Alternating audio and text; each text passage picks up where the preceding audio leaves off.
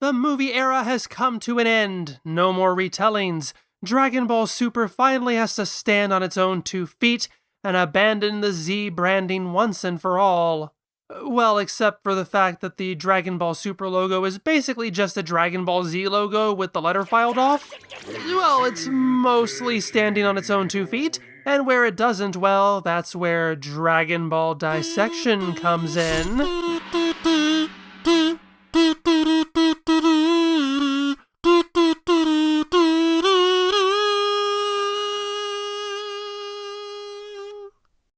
I can't begin to tell you how happy I am to be returning to analysis of a Dragon Ball manga.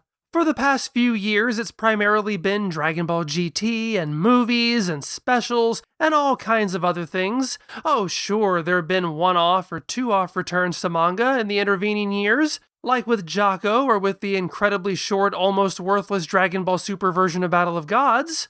But this is no one-off. This will be my longest manga return since I finished the Boo arc in 2022. Here I am, back where I belong, back in my element, back where Dragon Ball Dissection began. It feels like wrapping myself up in a comfy blanket, curling up with a cherished book. Technically, this is not my cherished book, but a distant sequel to that cherished book, but at this point I will take what I can get. The God of Destruction Champa arc ran from October 21st, 2015, the date of the future, through June 21st, 2016. At the time it started, Dragon Ball Dissection was still fairly early on covering the Saiyan arc, but by the time it ended, I had made it partway into the Frieza arc with a little bit of DBD TV Piccolo stuff in between. That first chapter's release date, October 21st, is 3 days after the airing of the animated version's first episode of the Resurrection F story arc. Yes, like I said last time, we were just a few days off from covering this arc first. And while this arc began a quarter of a year into the serialization of the Dragon Ball Super manga, this more or less feels like where the series begins. The anime can at least make the case that its first 2 arcs are substantial parts of its run, but for the manga, everything prior to this has been fluff. The Battle of Gods adaptation is basically a junior novelization promotional comic you find in a cereal box. While the manga is still finding its footing at this point, it immediately feels like it has an identity. The first chapter opens with an extended fight between Goku and Vegeta. While this fight doesn't necessarily speak much to the story or the characters, it sets a new pacing. Rather than rushing to the point in a desperate attempt to preview the upcoming television version, this fight is telling us that it wants to set the stage. It wants to give its story time to breathe. It wants to spend time just sitting with the characters. For the first time, Dragon Ball Super feels like a real manga. Over the course of this arc, that shift will become more apparent. Remember that unlike the original weekly Dragon Ball manga, Dragon Ball Super would only appear monthly. Unlike its own animated counterpart, the manga only runs monthly rather than weekly. By sheer exposure, the manga has a comparatively difficult job feeling substantial. That starts to change here. The first chapter of Dragon Ball Super is 16 pages, including the title page, the same as the weekly installments that Toriyama was putting out back in the classic era. In the earliest chapters of this arc, each installment is about 20 pages, scarcely more than that. However, by the time the actual tournament starts, that page count will have grown to over 30 pages. The last chapter of the arc is 39 pages. That increase certainly helps balance out the release schedule. However, the extra material will still not be enough to keep it from being overtaken by the animated series. Thanks to skipping the Resurrection F story, the manga starts this era a full story arc ahead of the anime. But during it, the show will not only catch up, it will have finished both arcs and continued into the next one before the manga has finished just this one. And the TV series will stay substantially ahead of the manga for the rest of its run. Now that we are into a more substantial part of the manga, let's talk about its artist for just a little bit. Toyotarou is still a bit of a mystery. To this day, we don't know his real name. Toyotarou is a pen name written entirely in hiragana. And it was honestly a surprise to me when I started working on this iteration of Dragon Ball Dissection to realize we'd actually seen his face. Clearly, he's getting something of a running start on Toriyama's later life reclusiveness. It might seem like I'm jumping to an entirely different topic, but let's talk about something entirely different. When I was first getting into Dragon Ball in the late 90s and early 2000s, Dragon Ball was all but dead. That is to say, it was all but dead in Japan. Obviously, in the West, new to us Dragon Ball was being dubbed and released all the time, but even we knew that it was over after Dragon Ball GT, which hadn't even come to us yet. Or at least we kinda knew that. Because following in the footsteps of Dragon Ball GT, the next iteration of Dragon Ball had arrived. It was called Dragon Ball AF, which apparently stood for After Future. We were all carrying around and swapping that one photo of Super Saiyan 5 Goku. Obviously, though, that was all just a fan creation mistaken as something real. My favorite Dragon Ball fan site, and still an indispensable source of information and translations to Dragon Ball Dissection, is Kanzenshu.com. Back in 2004, when it was known as Daizenshuu EX, they concocted a massive and elaborate April Fool's Day joke that claimed that Dragon Ball AF was real after all. It's still one of the funniest things I've ever seen, but I was 18 at the time. However, when we're talking about fiction and media, the line between what is real and what isn't real can become kind of blurry. If enough people believe in Dragon Ball AF, then does Dragon Ball AF need to be official to be real? Dragon Ball AF gained enough of a cultural footprint that a fan artist known as Toyble actually ended up making a Dragon Ball AF fan series that ran from 2006 to 2014. I've never read it. I don't really care to. I have enough to deal with official material at the moment. The reason I bring all of this up is that it is all but confirmed by now that the Toyble who drew the Dragon Ball AF manga became the same Toyotarou who officially broke into the industry by drawing Dragon Ball Heroes Victory Mission before moving on to the Resurrection F promotional manga and then Dragon Ball Super. That's enough of the big picture stuff for now, though. Let's get into the arc itself. I hate to follow up my semi-official introduction to Toyotarou by immediately complaining, but as much as I like this fight for how it assures me this is not going to be a breakneck Cliff's Notes version of the story, it is sometimes awkward both in its story and in its art. The first line of dialogue is literally Goku just spitting out his basic character sheet by yelling at Vegeta mid-punch that what he wants is to get stronger and fight even more powerful opponents. Because, you know, when I'm in the middle of athletic exertion, I always yell out exactly who I am for no reason at all to someone who clearly already knows what I'm all about. Now, to anybody who has read this arc, this line is clearly here to set up the idea of Goku pushing for the tournament that's about to happen. But there has to be a more natural way of getting this point across. As for the art, I've already talked about how, especially early on, Toyotarou will flood each page with tons of tiny panels that make readability harder. But sometimes even his choreography hurts my brain a little bit. Take this page for a minor example. Now that I've taken the time to really examine it, I can see that Goku throws a left jab at Vegeta, who blocks it. Then Goku repositions and swings his right arm at Vegeta. But that's the problem. I actually had to stop to examine it to decipher what was going on. Toyotarou seems to like to put in panels of wind-ups, and they often feel unnecessary if not confusing in and of themselves. I see why he feels he needed this one though, because it's such a weird move to go from this jab to this swing. It requires Goku to completely change his direction and momentum while standing in place, only to change direction and momentum again. It's just a weird sequence of events that don't really seem like a natural fit.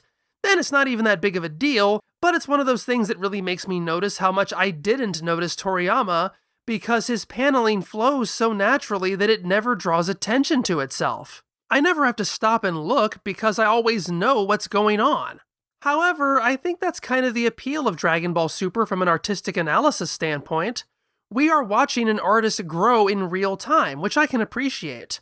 I love and hate looking back at older videos of mine where the lighting is worse, my mouth is especially noisy, and my writing is amateurish. I get to see how far I've come. And then I get to cringe because at the time I thought I'd already arrived. And then I cringe again because I know in a few years I'll look back at these videos and wonder how I let myself get away with being so subpar. My point is, doing things sucks because you're publicly embarrassing yourself forever. Thanks for embarrassing yourself for my entertainment, Mr. Toyotarou. And it's not as if there aren't interesting moments in this fight, like Goku tricking Vegeta with a torso-shaped tree stump. I like that. Whis puts an end to the fight after both combatants break the rules by transforming into that new form from Resurrection F. Here's a foible, not to be confused with Toible, that this form introduces into a black and white manga. See, Toriyama's original Super Saiyan was designed in a way that isn't necessarily about the color. Sure, the hair color is canonically gold or yellow, but in a black and white comic book where the characters naturally have black hair, simply not inking it creates a contrast so that you immediately know what it is. Unfortunately, in the land of Dragon Ball Super, color has become more of an identifying factor, and while the color blue really pops on the film screen, it is completely impossible to see in black and white. Toyotarou represents this form by using screen tone on the character's hair. Once you get used to it, it's fairly easy to identify when it's being used. However, with multiple color-based transformations already and more to come, the story has to make it more apparent to the audience which is which. Here, in its first appearance, Whis has to actually comment on the blue hair to establish that that's what it is. This is not the only time a character will say the word blue to identify it to the audience. It's not bad, it's a necessary storytelling tactic to make it clear what's going on, but it's a pretty obvious tell, and I find it funny that that's where we are now. Here, finally, is where the naming scheme comes in. In Resurrection F, this form is never named. Goku describes it as a Saiyan who is a Super Saiyan with the power of Super Saiyan God.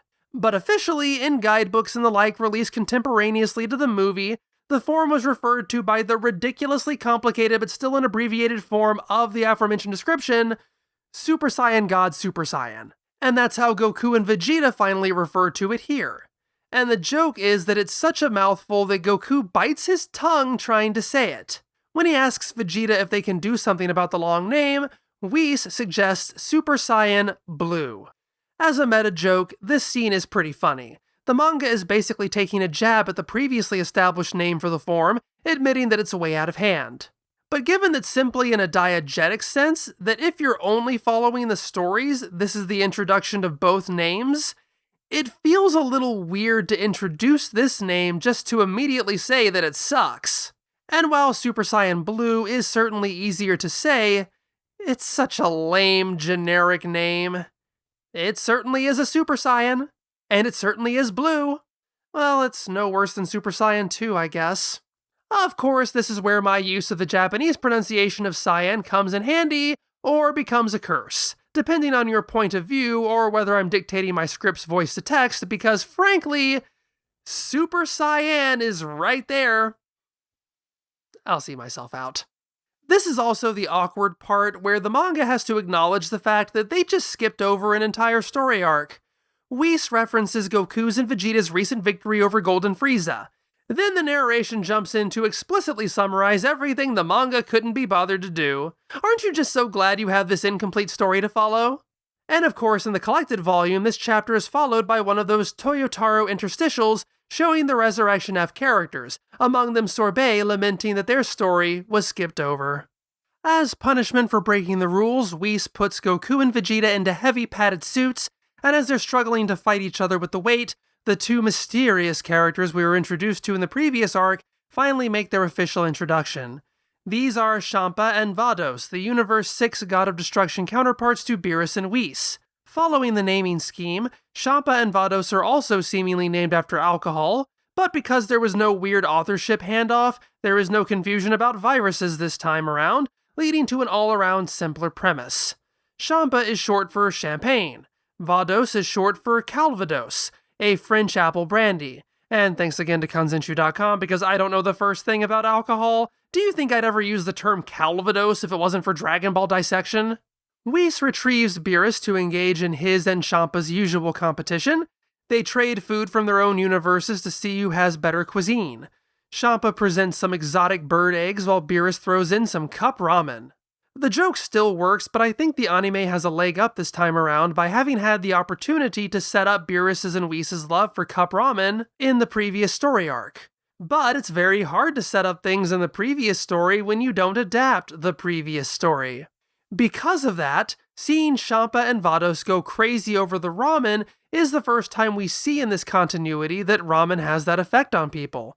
It's a different framing for the joke, in other words. Without the previous context, it's a surprise to us that Beerus would choose something so cheap and mundane. We wonder if this is meant to be a serious contender for the competition and what has inspired Beerus to choose it. But with the context, we're sharing a knowing wink with Beerus and Whis, knowing that Champa and Vados are underestimating the deliciousness they're about to devour.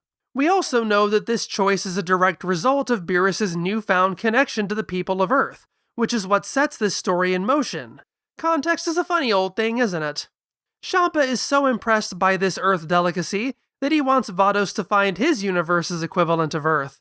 Since Vegeta is not familiar with what's going on, this provides the opportunity for Whis to explain how universes work in Dragon Ball. This is following up from the exposition originally introduced in the Battle of Gods movie over 2 years earlier, when Beerus tells Goku there are 12 total universes.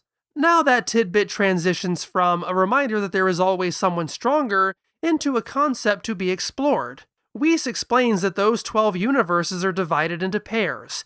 Every 2 universes whose numbers add up to 13 serve as a complement to each other. That's why universes 6 and 7 are pairs. This information truly establishes the universe system that will become such a major aspect of Dragon Ball Super. And this explanation is important because I remember the speculation when Battle of Gods first introduced the concept that considered this multiverse as akin to parallel realities. After all, Western comic properties have used that idea a lot, from Crisis on Infinite Earths to Into the Spider-Verse. The idea of there being branching timelines with minor or major variations on the same characters is both a popular storytelling device as well as a convenient holding pin for disparate continuities to be corralled into one continuity. See, universes in fiction get really complicated because the word can be referring to multiple concepts.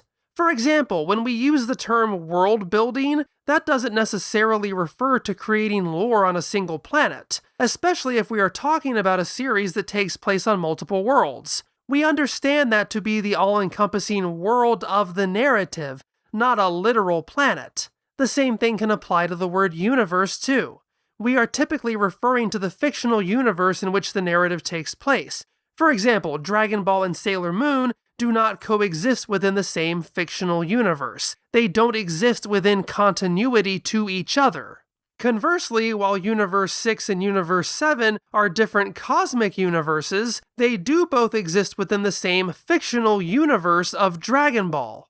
But when you do an alternate reality story or create a different continuity within a larger franchise, only to later decide that that alternate universe exists and is accessible to the characters in the Prime universe, suddenly you are folding what were once multiple fictional universes into one fictional universe. They are simply places that can be traveled to, not separate continuities.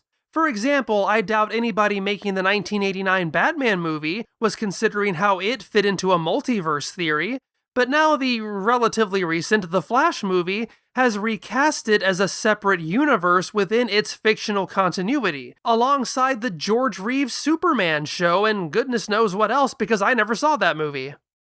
Now, you might be saying, I've listened to you ramble on about fictional universes for 2 minutes now. But what does this have to do with Dragon Ball? Well, even before Dragon Ball Super, it always frustrated me so much that the guidebooks sometimes treat or refer to the old Dragon Ball Z movies as taking place in a parallel world, as if there is some slightly skewed universe down the hall where the conditions are set for Dr. Rito to happen, or for Slug to show up, or where Piccolo sacrifices himself for Gohan like in the show, but is still around to be his buddy and have songs written about him. There's a reason why I've always shied away from describing the movies like that when I was covering them, and instead preferred to frame them how they were most likely conceived, plucking the characters out of a general point in the story without any real regard to continuity, but with just enough regard for the audience to understand the circumstances. That's not a universe. It's just a shrug. It's a one-way continuity side street. So while sometimes Daizenshu 6 breaks out the terminology about a different world, I much prefer when it instead just admits the reality and calls the breaks with the story a movie inconsistency. Especially once you add this new Dragon Ball Super concept of there actually being multiple universes within the story, that makes it easy to get confused, as if one of the universes that Whis is talking about is the one where Broly shows up to put a stop to creating singing. But we see now that that is not the case. Only the pairs of universes can be said to be parallel to any degree, and as we'll see, it's not really like Earth 2's Batman or any of the Spider-Verses. I think how Viz translates it here as complementary is the best way to understand it. We see that very clearly with Beerus and Whis compared to Champa and Vados. There isn't a literal other Beerus in Universe 6. Champa is Beerus' equivalent, but they're not versions of the same person. They refer to themselves as twin brothers. We learn Whis and Vados are also siblings. And while Champa is often referred to as Fat Beerus, and Vados could be described as Girl Whis, they are wholly independent people. They are similar but not the same. It's not like Star Trek's Mirror Universe where there are twisted versions of all of our favorite characters in relatively similar positions. Obviously that rule is not hard and fast, as Universe 6 does literally have its own Earth. That leans a bit more towards branching parallel timelines, but I wouldn't assume there is literally an equivalent group of characters over there, even if we didn't learn that Universe 6's Earth had gotten into petty wars and destroyed itself. Frankly, this is a new variation on what Dragon Ball always does. If an old god outlives his usefulness, introduce a higher god. When Earth has become tapped out, explore another planet, and then other galaxies. When the characters become too strong for that, say there are whole other universes. It's a never-ending struggle to stay never-ending. But I don't dismiss its value if it brings in interesting stories. And it's already earned my favor by clearly tossing the movie continuities out on their ear. I can still enjoy things without them having to coexist within the same fictional universe, so thanks for that. And thankfully, I don't think I need to be considering Super Dragon Ball Heroes in relation to this, and if I do, I'm still not gonna. Because Universe 6's Earth has been destroyed, Champa suggests a tournament between the two universes, where if he wins, his universe will get Universe 7's Earth. As the beginning of the chapter so seamlessly and eloquently established, Goku is interested in fighting stronger opponents, so he is very excited about this. But how are they even going to switch Earths? Could it be something that was set up earlier in the series? Oh, that could be exciting if true. Thanks so much for watching. In another universe, I'm making a much more comfortable living. You don't want that universe to win, do you? Make sure this is the universe where, if you enjoy what I do, that you like this video, comment on it, annoyingly share it with all of your friends. And if you're able, please go to patreon.com/MystAirFusion and help support the channel. I may not be able to offer you a whole universe of strong guys, but there are fun rewards there nonetheless. Let me know what you want to make sure I talk about during this arc. I will see you next time.